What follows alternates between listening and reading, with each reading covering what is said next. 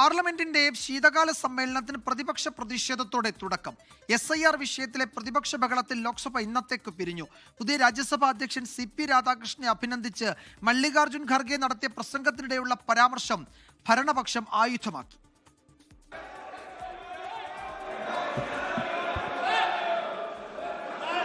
अध्यक्ष जी, आज शीतकालीन सत्र का पहला दिन है. मेरी सभी माननीय सदस्यों से और सक्रिय भागीदारी निभाएं. लोकतंत्र में सहमति असहमति ഡ്രാമയല്ല ഡെലിവറിയാണ് വേണ്ടത് എന്നായിരുന്നു സമ്മേളനം തുടങ്ങുന്നതിന് മുൻപ് മാധ്യമങ്ങളോട് സംസാരിച്ച പ്രധാനമന്ത്രി നരേന്ദ്രമോദിയുടെ പ്രതികരണം. भारत ने सिद्ध कर दिया है डेमोक्रेसी कैन डिलीवर. ड्रामा करने के लिए जगह बहुत होती है, जिसको करना है करते रहें. यहां ड्रामा नहीं, डिलीवरी होनी चाहिए. या तो चुनावी का वार्मिंग अप के लिए उपयोग किया जा रहा है, या तो पराजय की बौखलाहट करने को निकालने के लिए उपयोग किया जा रहा है. अब उन्होंने एक बार चिंतन करना चाहिए कि पिछले 10 साल से ये जो खेल खेल रहे हैं, देश स्वीकार नहीं कर रही इन पद्धतियों को. तो अब थोड़ा बदलें, अपनी रणनीति बदलें.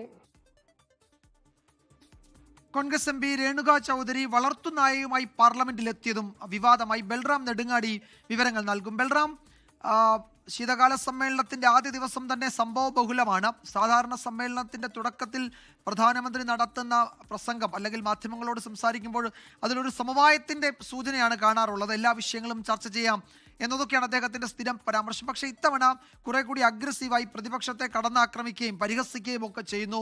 പ്രിയങ്ക ഗാന്ധി പാർലമെന്റിന് പുറത്തതിന് മറുപടി നൽകുന്നു. അപ്പോൾ ഈ സെഷൻ അങ്ങേയറ്റം ചൂടേറിയതാകും. ശീതകാല സമ്മേളനം എന്ന പേര് മാത്രമേ ഉണ്ടാകൂ. അങ്ങേയറ്റം ചൂടേറിയ സമ്മേളന കാലയളവായിരിക്കും ഇത് എന്ന് ഇന്നത്തെ ദിവസം തന്നെ വ്യക്തമാകുന്നുണ്ടല്ലേ? തീർച്ചയായും വിജയകുമാർ, ഈ സമ്മേളനം പാർലമെന്റിന്റെ ശീതകാല സമ്മേളനം 15 ദിവസം മാത്രമേ ഉള്ളൂ എങ്കിലും അത് ചൂടേറിയ ചർച്ചകൾക്ക് പ്രതിപക്ഷ ഏറ്റുമുട്ടലിന് വേദിയാകും എന്ന് ഉറപ്പായിരിക്കുകയാണ്. പ്രധാനമന്ത്രി ഈ സഭാ സമ്മേളനത്തിന് മുന്നോടിയായി മാധ്യമങ്ങളെ കാണുന്ന ഘട്ടത്തിൽ അദ്ദേഹം സംസാരിച്ചതിൽ ഭൂരിഭാഗം സമയവും പ്രതിപക്ഷത്തിനെതിരെയാണ് സംസാരിച്ചത്. പ്രതിപക്ഷത്തെ ബീഹാർ തിരഞ്ഞെടുപ്പ് ഫലം ഉൾപ്പെടെ ചൂണ്ടിക്കാണിച്ചുകൊണ്ട് പരിഹസിക്കുകയായിരുന്നു അദ്ദേഹം.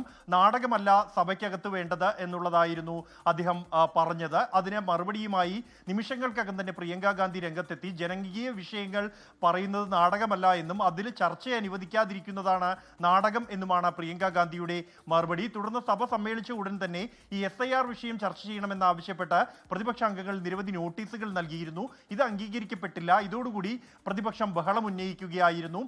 ഈ ബഹളത്തിൽ ഉയർന്ന മുദ്രാവാക്യങ്ങൾ വോട്ട് ചോരി, ഗഡ്ഡി ചോർ മുദ്രാവാക്യങ്ങൾ തന്നെയാണ് ഉയർത്തിയത്.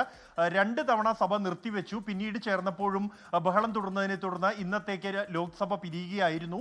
രാജ്യസഭയിൽ അതേസമയം പുതിയ അധ്യക്ഷൻ CP രാധാകൃഷ്ണന്റെ ആദ്യ ദിനമായതുകൊണ്ട് തന്നെ അദ്ദേഹത്തിന് ആശംസകൾ അർപ്പിച്ച് പ്രധാനമന്ത്രി സംസാരിച്ചു. തുടർന്ന് പ്രതിപക്ഷ നേതാവ് മല്ലികാർജ്ജുൻ ഖർഗെ സംസാരിക്കുമ്പോൾ മുൻ സഭാധ്യക്ഷനെ വിമർശിച്ച് അദ്ദേഹം സംസാരിച്ചത് ഇതിനെതിരെ ഭരണപക്ഷാംഗങ്ങൾ പ്രത്യേകിച്ച് പാർലമെന്ററി കാര്യമന്ത്രി കിരൺ റിജിജുവും സഭാ കക്ഷി നേതാവ് JP നദ്ദയും രംഗത്തെത്തുകയായിരുന്നു. ഇത് അല്പസമയം ഭരണപ്രതിപക്ഷ ഏറ്റുമുട്ടലിന് വഴിവെച്ചു. ഇതോടൊപ്പം തന്നെ കൗതുകകരമായ ഒരു കാഴ്ചയും ഇന്ന് പാർലമെന്റിൽ ഉണ്ടായി. അത് മുതിർന്ന കോൺഗ്രസ് അംഗം രേണുക ചൗധരി തന്റെ വളർത്തുനായയുമായി പാർലമെന്റിൽ എത്തിയതായിരുന്നു.